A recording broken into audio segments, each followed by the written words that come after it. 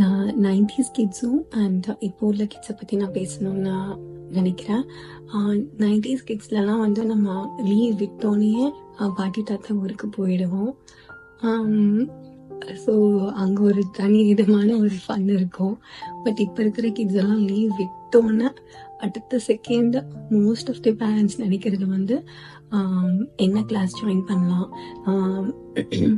And எதில் அவங்க வந்து இன்ட்ரெஸ்டாக இருக்காங்க, அதாவது அவங்க எங்கேஜ்டாக இப்படிலாம் வச்சுக்கணுமோ அந்தளவுக்கு பேரண்ட்ஸாக யோசிக்கிறாங்க. அண்ட் பசங்களும் பேக் டு பேக் ஏதோ கிளாஸஸ் போயிட்டே இருக்கிற மாதிரி இருக்குது. ஆனால் அப்போல்லாம் வந்து லீவ் விட்டோன்னா அவ்வளோதான், இதை பற்றி யோசிக்கிறதுல கிளம்பிடுறது. அண்ட் அப்போல்லாம் வந்து ரிலேட்டிவ்ஸோட எல்லாத்தையும் நமக்கு தெரியும். இவங்க அதாவது அவங்கள பார்த்தாலே நமக்கு ஒரு ஸ்பெஷல் ஃபீல் வரும். இவங்கள பார்த்துருக்கோங்கிற ஒரு எக்ஸைட்மெண்ட், ஒரு சந்தோஷம்லாம் இருக்கும். பட் இப்போ இருக்கிற கிட்ஸுக்கு வந்து அம்மா அப்பாவோட சிப்ளிங்ஸை தவிர வேறு யார்கிட்டையுமே அவங்களுக்கு தெரியல. அப்படியே நம்ம இதை சொன்னாலுமே அப்படியே முழிக்கிறாங்க, ஏதோ ஒரு பசிலை பார்த்த மாதிரி முழிக்கிறாங்க. அவங்களுக்கு அதை நம்ம சொல்லி கொடுத்து, அதாவது நம்ம கிட்ட இருக்கிற அந்த பாண்டிங், அந்த ஒரு அஃபெக்ஷனேட் ஒரு ரிலேஷன்ஷிப் வந்து இப்போ இருக்கிற பசங்க கிட்ட அது இல்லை. அம்மா அப்பா அவ்வளோதான் அவங்களோட சரௌண்டிங்ஸ். மிஞ்சி மிஞ்சி போனால் அடுத்து அம்மா அப்பாவோட சிப்ளிங்ஸ் அண்ட் தாத்தா பாட்டி, அவ்வளோதான் அவங்களோட உலகமே. ஸோ இதுக்குள்ளே இருக்கும் போது அவங்க நிறைய லாட் ஆஃப் டிஸ்ட்ராக்ஷன்ஸ் எல்லாமே ஃபேஸ் பண்ணுறாங்க. ஸோ டு அவாய்ட் தட் அவங்க எப்போதுமே எங்கேஜ்டாகவே வச்சுக்கிறது பெட்ரு.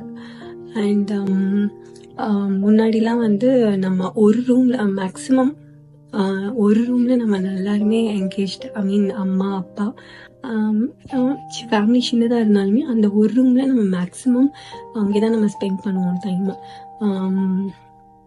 ஸோ நம்ம எல்லாருமே ஒரு பிரிஞ்சு போன மாதிரி இருக்காது. லைக் எல்லாமே ஷேர் பண்ணிப்போம்.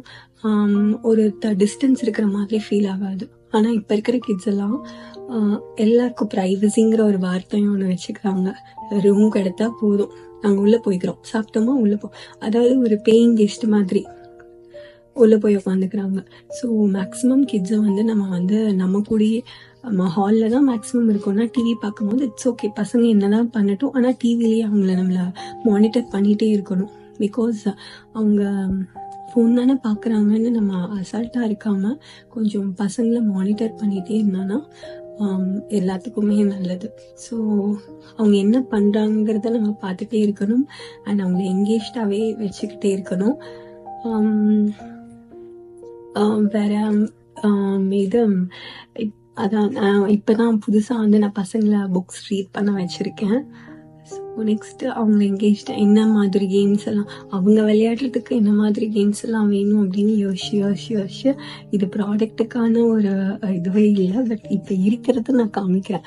இது ஜிங்கான்னு சொல்லிட்டு பிளாக், இந்த மாதிரி பிளாக்ஸை நம்ம அடுக்கி வச்சு விளையாடுறது. ஏன்னா க்ரோனப்பான பசங்களுக்கு இப்போ என்ன பண்ணுறதுனே அவங்களுக்கு தெரியல. ஸோ இது வந்து சீக்வன்ஸ். நம்ம 90s கிட்ஸ்க்கு தெரியும், நம்ம பிஸ்னஸ் கார்ட்ஸ் விளையாடுற மாதிரி இது சீக்வன்ஸ் கேம். அண்ட் மோனோபலிங்கிறது வந்து பிஸ்னஸ் மாதிரி இருக்கு. அண்ட் இது வந்து நம்ம அந்த டைம்ல வந்து நம்ம பேங்கிள்ஸ் எல்லாம் உடஞ்ச பேங்கிள்ஸ் அப்படியே போட்டு நம்ம அதை வந்து எடுப்போம். அது வந்து இப்போ புதுசாக இந்த மாதிரி ஸ்டிக்ஸில் கொடுத்துருக்காங்க. அண்ட் என்னோட பையன் ரீசெண்டாக பல்லாங்குழி வந்து நான் காமிச்சிட்டு அது ஏதோ ஆன்டிக் பீஸ் மாதிரி அதை பார்த்தான். அது என்னது அப்படின்னு.